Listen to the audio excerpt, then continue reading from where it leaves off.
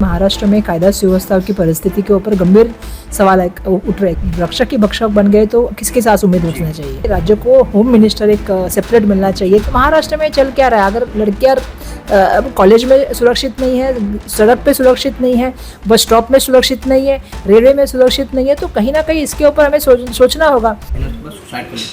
इस घटना को कैसे देखते हैं? नहीं, मैंने महाराष्ट्र के सुबह ही घटना, सातारा की घटना का जो है वो देखा, और जिस तरह से डॉक्टर महिला ने अपने हाथ पे उस पुलिस ऑफिसर का नाम लिखा, एक सुसाइड नोट जोड़ा, कहीं ना कहीं ये सवाल वापस पैदा करता है कि महाराष्ट्र में कायदा सुव्यवस्था की परिस्थिति के ऊपर गंभीर सवाल उठ रहे हैं, क्योंकि पुलिस ऑफिसर के ऊपर ये इल्ज़ाम है, और अगर रक्षक ही भक्षक बन गए तो किसके साथ उम्मीद रखना चाहिए। लेकिन मुझे एक चीज़ कहनी है कि हम बार बार लगातार एक चीज़ की मांग कर रहे हैं कि राज्य को होम मिनिस्टर एक सेपरेट मिलना चाहिए, कि जिस तरह से हम देखते हैं आज देश में बाल अत्याचार में हमारा देश में, हम महाराष्ट्र जो है पहले नंबर पे है, और महिला अत्याचार में हम दूसरे नंबर पे पूरे देश में। ये कहीं भी हमें अच्छा नहीं लगता है, ये हमारे शोभनीय भी नहीं है।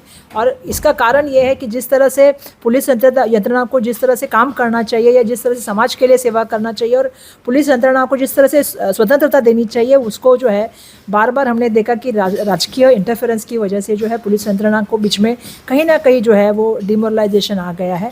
तो मैं अपेक्षा करती हूँ, क्योंकि बदलियों में बड़े पैमाने पे जो है इंटरफेरेंस होता है, पैसे का बड़े पैमाने पे ये होने लगा है, तो इसलिए बार बार गृह विभाग के ऊपर सवाल उठने लगे हैं। मुंबई में, महाराष्ट्र में, मैंने अभी सुना कि कांदिवली में भी ये घटना हो गई, जहाँ पे एक लड़के ने एक लड़की के ऊपर उसने ना बोला इसलिए जो है वार किया, काला चौकी में। तो दुर्भाग्यवश काला चौकी में वो घटना हुई, सुबह सातारा की घटना हम देख रहे हैं। तो महाराष्ट्र में चल क्या रहा है, अगर लड़कियां कॉलेज में सुरक्षित नहीं है, सड़क पे सुरक्षित नहीं है, बस स्टॉप में सुरक्षित नहीं है, रेलवे में सुरक्षित नहीं है, तो कहीं ना कहीं इसके ऊपर हमें सोचना होगा। कई साल से हमारा जो है वो शक्ति कायदा बन के रेडी है, और जो है वो अभी तक महामहिम राष्ट्रपति के पास जी के पास पेंडिंग है।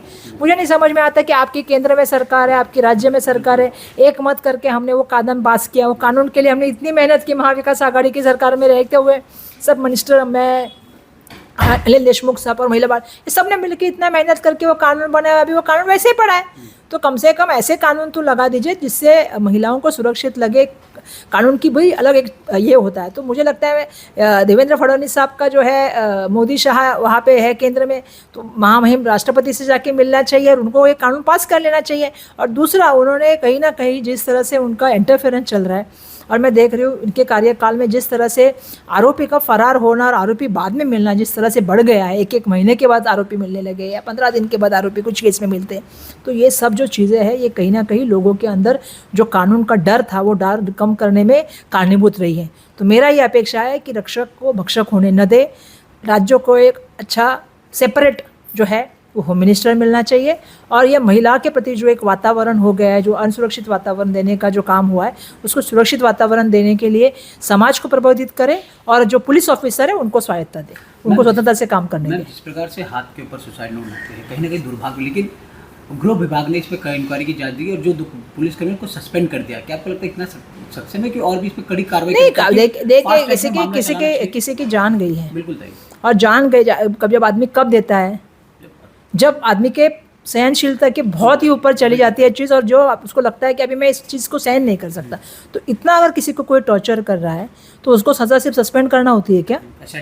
तो मैं तो बिल्कुल मांग करूँगी इस पूरी चौकसी की। और ऐसे कितने पुलिस ऑफिसर है, क्योंकि आपको मालूम है कि वो सीढ़ी भी जब आई थी, जो एक बड़ा बिबाल बीच में बचा था, लेकिन बीच में अभी आप लोगों ने पूरा वो बवाल जो है उसमें बंद हो गया, लेकिन उसमें कई ऑफिसर्स के भी नाम आए थे। भले ब्लैकमेलिंग का प्रकरण था, लेकिन पुलिस यंत्रणा को भी ये बताना पड़ेगा कि आपको कानून की व्यवस्था के अंतर्गत आप हो, तो आपको भी कानून व्यवस्था का संभाल करना चाहिए। और जो लोग काम करना चाहते हैं अच्छे से, उनको स्वतंत्रता भी देनी चाहिए, उनके हाथ बांध के रखने का काम कई जगह में होता है। तो मेरा यही कहना है कि मुख्यमंत्री महोदय, जो राज्य के गृह मंत्री भी है, उन्होंने इस पूरे प्रकरण की पूरी चौकसी करनी चाहिए। क्यों इतनी बात हो गई कि एक इंसान जान देने तक गया, और वो भी डॉक्टर लड़की, तो इसकी पूरी जानकारी होनी चाहिए। सस्पेंड करने से मामला ख़त्म नहीं होगा, इसकी जांच SIT से करें।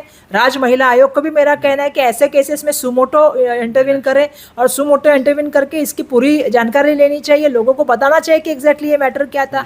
दुर्भाग्यवश आजकल राज्य महिला आयोग को जिस तरह से काम करना चाहिए, बाद में घटना होने के बाद पहले उनके पास कंप्लेंट भी जाती है, लेकिन वो एक्शन ही नहीं लेते, तो बाद में लोगों को उसमें आना पड़ता है। एक लड़की गुजरने के बाद आप 1 साल तक मीटिंग करते हो, उसका कोई फायदा नहीं है।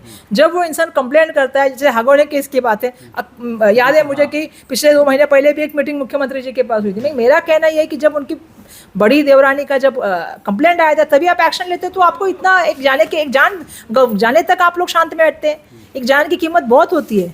किसी फैमिली के लिए आप सोचिए, किसी बेटी के लिए आप सोचिए कि पूरा जिंदगी उसका जो है सपने पूरे चूर हो जाने का काम होता है।